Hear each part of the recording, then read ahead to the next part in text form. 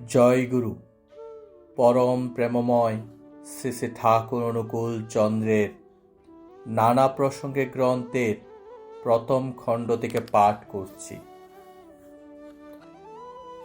প্রশ্ন: আচ্ছা, লোকে বলে শ্রাদ্ধাদি যথাবিধি না করলে অধোগতি হয়, করলে ঊর্ধ্বগতি হয়, তার মানে কি? শ্রী শ্রী ঠাকুর বললেন, আচ্ছা, শ্রাদ্ধে ভোজের কথাই ধরুন। এমনতর কাহারও বিয়োগ হইল, যাহার শ্রাদ্ধের অধিকারী আপনি, তিনি বেশ বড়লোকই ছিলেন।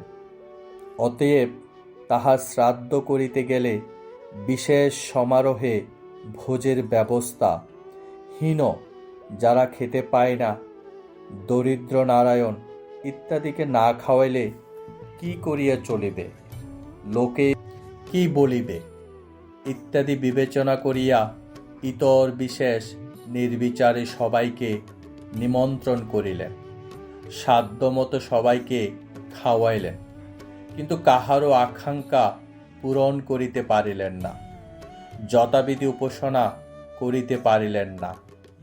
তাহারা অসন্তুষ্ট হইল, বলিতে লাগিল, বেটা ভারী খাওয়ানেওয়ালা, বেটার অমুক ছিল এমনতর, তার অমুক আর কি হইবে ইত্যাদি বলিয়া অসন্তোষে ক্রোধে গড়গড় করিয়া চলিয়া গেল, আবিল অখ্যাতির সৃষ্টি করিতে করিতে। ধরুন, ওই জাতীয় সমস্ত মস্তিষ্কেই মৃত সম্বন্ধে তার ব্যাড অ্যাসপেক্ট এর যাহা নাকি সেই মৃত পছন্দ করিত না, অথচ বাধ্য হইয়া কোথাও কোনো খুঁত করিয়া ফেলিয়াছে, তাই হইল আলোচ্য বিষয়, চিন্তার বিষয় তাহাদের। তাহারা সেইভাবে অনুপ্রাণিত হইয়া বাড়িতে গিয়া স্ত্রী পুরুষে মিলিয়া উহাই আলোচনা করিতে লাগিল। তাহলেই ওই চিন্তা করিয়া উপযুক্তভাবে স্ত্রী পুরুষ মিলনে সেই প্রেতাত্মার যদি প্রবেশ লাভ হয়, তাহলেই কি দাঁড়াইল বুঝিতেই পারেন। তাই বোধ হয় শাস্ত্রের অমনতর বিধি, যদি রিবার্থের এই মেন ফ্যাক্টর হয়, আর শাস্ত্রবিধিকে উল্লঙ্ঘন করিয়া আমাদের হামবড়াইকে প্রতিষ্ঠিত করি, তবে তাহার ফল বিধি যদি সত্য হয়, যাহা হওয়ার সত্যই হইবে।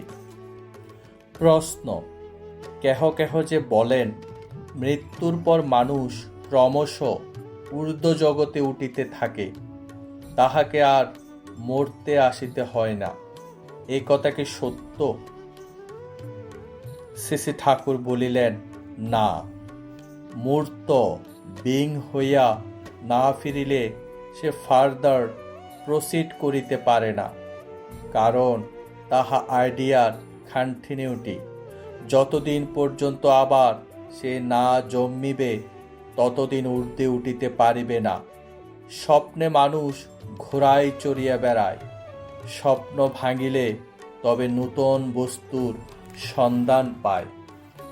যতক্ষণ সেই স্বপ্ন চলে, ঘোড়ায় চড়িয়া বেড়ানোর পারিপার্শ্বিক লইয়া যাহা তাহাই চলিতে থাকে। যতক্ষণ অন্য অবস্থা তাহাকে না ব্যাহত করিতেছে, ততক্ষণ আর অন্য রকমের অবস্থায় আসা যায় না। তাই তাহা ভাঙিলে তবে অন্য বস্তুর সংঘাতে অবস্থান্তর প্রাপ্ত হয় এবং অবস্থান্তরে প্রসিড করিতে পারে। জানার ক্রমান্তর অনুযায়ী জ্ঞানের ক্রমোন্নতি হয় এবং পরবর্তী জানাতেই পূর্ববর্তীর সম্যক উপলব্ধি হয়, আর সেই হিসেবেই মানুষের জানার জগতেরও বিস্তৃতি লাভ ঘটে। যেমন সলিড, লিকুইড, গ্যাসাস, অ্যাটমিক এবং ইলেকট্রনিক পদার্থ আছে। সলিডের প্রকৃত জ্ঞান তখন জন্মে যখন লিকুইডকে আমরা জানি, সেইরূপ গ্যাসাস জিনিস জানিলেই সলিড ও লিকুইডকে প্রকৃত জানা যায়।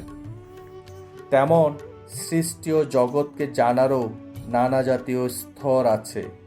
নির্বিকল্প সমাধি আছে। বৈষ্ণবেরা বলেন পরম ধাম, বৌদ্ধরা বলেন নির্বাণ। এইরূপ নানা জাতীয় স্তর আছে। তাই যে জানা যত অসাধারণ, সে জানাই গত হইয়া জন্মও তেমনি কচ্ছিৎ। কারণ পারিপার্শ্বিকে তজ্জাতীয় ধারণায় বিরল, এই আমার মনে হয়। প্রশ্ন: এই পরমাণু, ইলেকট্রন, এগুলি তো ফাইনার এলিমেন্টস, জগতের সূক্ষ্ম উপাদান মাত্র। মানুষ মরিয়া কি এই সূক্ষ্ম কণাগুলিতেই বিলীন হইয়া যায়, না আর কিছু থাকে? শ্রী শ্রী ঠাকুর বলিলেন, মনে করুন আমাদের ফিজিক উইথ ইটস অ্যাক্টিভিটি যেন একটা radio receiving and transmission plant. পারিপার্শ্বিক হতে যে সমস্ত ইম্পালস আসিয়া আমাদের ভিতরে উইথ সেন্সেশন যে সমস্ত ভাবের সৃষ্টি করিতেছে, সেগুলো আমাদের ব্রেইনে রেকর্ডেড হইতেছে এবং ট্রান্সমিটেড হইতেছে, আর ইহা প্রতিনিয়ত। মৃত্যুর সময় কোনোভাবে মুহ্যমান হইয়া অন্য পারিপার্শ্বিকের সহিত যে মুহূর্তে সম্বন্ধচ্যুত হইয়া গেল, সেই মুহূর্তেই এই মেকানিজম ভাঙিয়া সেই বিশেষভাবে পর্যবেসিত হইয়া একটা সাটল প্লেনে তরঙ্গরূপে ট্রান্সমিটেড হইয়া গেল। আর সাটলার প্লেনে মানে সূক্ষ্মতর বৃত্তি। আবার পারিপার্শ্বিকের প্রত্যেক ইন্ডিভিজুয়ালের ভিতরেই মনে করুন রিসিভিং প্লান্ট আছেই। আর আমাদের ভিতর কমপ্লেক্সগুলি যা আছে সেগুলিকে মনে করুন ক্রিস্টাল। কোনো ইম্পালস দ্বারা এই ক্রিস্টালগুলি যে তরঙ্গ ধারার উপযুক্ত হইয়া অ্যাডজাস্টেড হইবে, সেই প্রকার তরঙ্গই রিসিভড হইবে। আর এ আমাদের শরীর গ্রহণ করার প্রাইম ল। যেমন ইথার একটি সূক্ষ্ম উপাদান, আর তার ঢেউয়ের মধ্যে আছে ইথার কণাগুলির একটা বিশেষ রকমের কম্পনের কন্টিনিউটি। মরার পর আমরা যাহা থাকি তাহাও ভাবজগতের একটা ঢেউয়ের কন্টিনিউটি। ইথার কণাগুলি আর ইথারের ঢেউয়ে যে প্রভেদ, মূল সূক্ষ্ম উপাদান ও আমাদের মৃত্যুর পরের অবস্থারও সেই রূপ প্রভেদ। প্রশ্ন: এই নিয়ম জন্ম মৃত্যুর এই গুরু রহস্য জানা গেল কি করিয়া? শ্রী শ্রী ঠাকুর বলিলেন, পূর্বেই বলিয়াছি, জানা মানেই আমাদের বৃত্তিগুলির একে সার্থক হওয়া। যেমন সূত্রে মণিগণা ইব, আমার ভালো মন্দ যাহা কিছু আছে তাহা দ্বারা কাহকে ফুলফিল করিয়া সার্থক হওয়াই যেন জীবনের মিশন, এই প্রকৃতি। আর এই করিতে গেলেই যাহা করিতে হয় তাহাই সাধনা। এই সাধনা হইতেই আমাদের মস্তিষ্কের কোষগুলি মোর সেন্সিটিভ ও রিসেপটিভ হইয়া ওঠে। তা হতেই ফাইনার ইম্পালসগুলিও আমাদের সেন্সেশনের জুরিসডিকশনে আসিয়া উপস্থিত হয়। আর এই প্রকারেই আমরা জানি, তাহলেই বুঝিতে পারি ইম্পালসগুলি কেমনভাবে রিসিভড হয় আর কেমনভাবেই বা ট্রান্সমিটেড হয়। প্রশ্ন: আমাদের আবার জন্ম হয় কেমন করিয়া? শ্রী শ্রী ঠাকুর বলিলেন, পূর্বেই বলিয়াছি, ওয়্যারলেস টেলিভিশনের মতো আমাদের পারিপার্শ্বিকের ক্রিয়া এবং প্রতিক্রিয়া দ্বারা আমাদের মস্তিষ্কে ফিজিক্যাল যেমনতর অ্যারেঞ্জমেন্ট হয়, সেটা যেমনতর তরঙ্গকে ধরিতে পারে, তেমনতর বিং ফিজিক্যালাইজড হয়। প্রশ্ন: আপনি মৃত্যুর পরের আকাশস্থ নিরালম্ব বায়ুভূত নিরাশ্রয় যে অবস্থার কথা বলেছেন, সে অবস্থায় এক্সিস্টেন্স তো নন এক্সিস্টেন্সেরই সামিল। তবে অমরতা, অমৃতত্ব লাভ, এই কথাগুলি কি প্রলাপ না কবির উচ্ছ্বাস? শ্রী ঠাকুর বলিলেন, কবির উচ্ছ্বাস কি? ভাবতে ইচ্ছে করে, যদিও ডিরেক্ট কোনো এভিডেন্স পাওয়া যায় না, ভাবাই ভালো।